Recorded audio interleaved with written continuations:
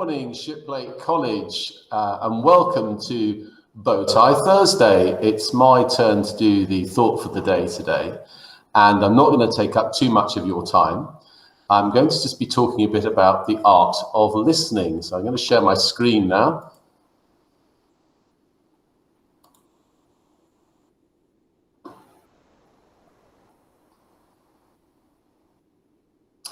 And I want to say to you that today that it's, to my mind, listening is a bit of a lost art.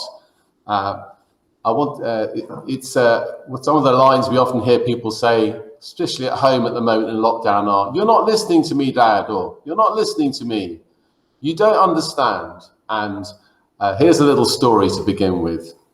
An ambitious mountain climber called Dick Bass was renowned for talking about his mountain expeditions, especially about the time he was dying on Everest, and he found himself next to a man on a plane who was a willing listener. And for the duration of the flight, this man, Dick Bass, regaled him with his great tales of his mountain expeditions. As the plane was about to land, he realized he hadn't properly introduced himself. And the man turned to him in the seat and said, "That's okay," he said. "I'm Neil Armstrong. Pleased to meet you." It's so easy just to talk, isn't it? And to talk about ourselves. But you know, when we do, we're not really learning very much. When we choose to listen, we grow, we learn, we discover, and I believe we nurture others. Here is the famous Greek writer and thinker Epictetus. We have 2 ears and 1 mouth so that we can listen twice as much as when we speak. So just think for a moment, when was the last time you listened to someone? Without thinking about what you were going to say next, checking your phone or your watch, or interrupting to offer your opinion, you just paid full, unswerving attention to that person and what they had to say to you. The sad truth is that in our modern daily lives, we're so geared up to just sharing what we think or speaking about what we say. Social media is like a virtual megaphone that just blares out our thoughts and ideas on Twitter, and we can literally filter out anything that we don't want to hear back to us. We can just cut it out. And I suppose digital distraction does keep our minds occupied, but it starves us of the resonance of another's voice. And loneliness at the current time is a dreadful problem. They say that loneliness and lack of communication amongst people, especially in lockdown, is an increasing problem why people's mental health is suffering. Now, a story from myself. A few years ago, I learned the painful lesson from your wife. We all tend to learn lessons from our wives at our age, that listening was something I was really poor at. I was very distracted. I made little eye contact, which is really important when you're listening to someone. And my wife would probably say I'm still bad at listening, but I resolved to try and change the way I listen to other people and how I listen to other people. So then I thought to myself, and I hope you will think now, who are the people around me who genuinely take time to listen to me?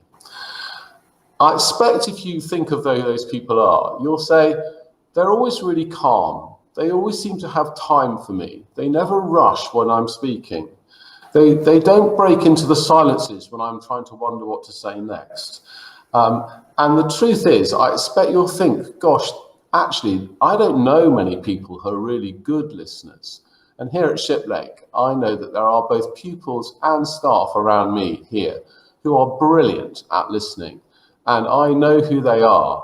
And I just hope that one day I will be like them. So this is the way you can be a better listener.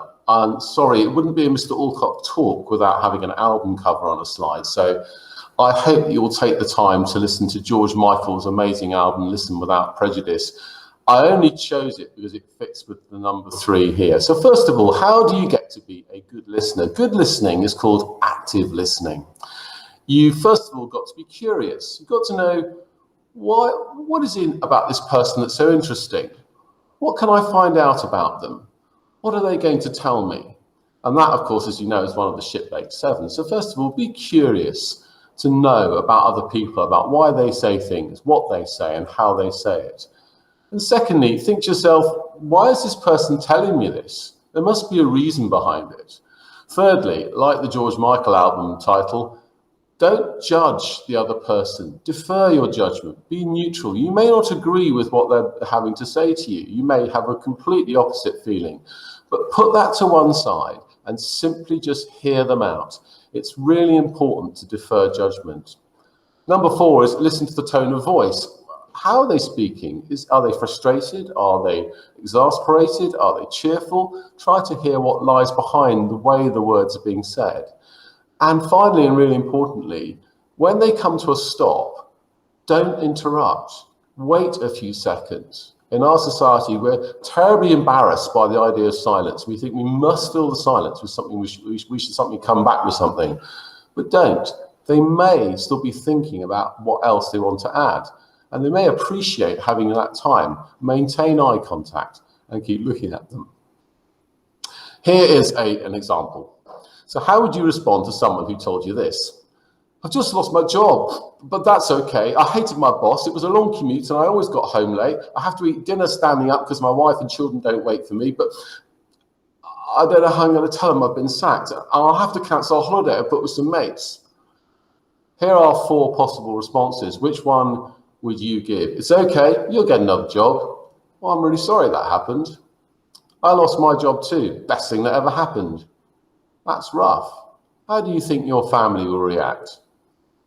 Among the detail of what he was telling you about there, did you spot the thing that most affected him? And which of those responses do you think you would give, if you're honest?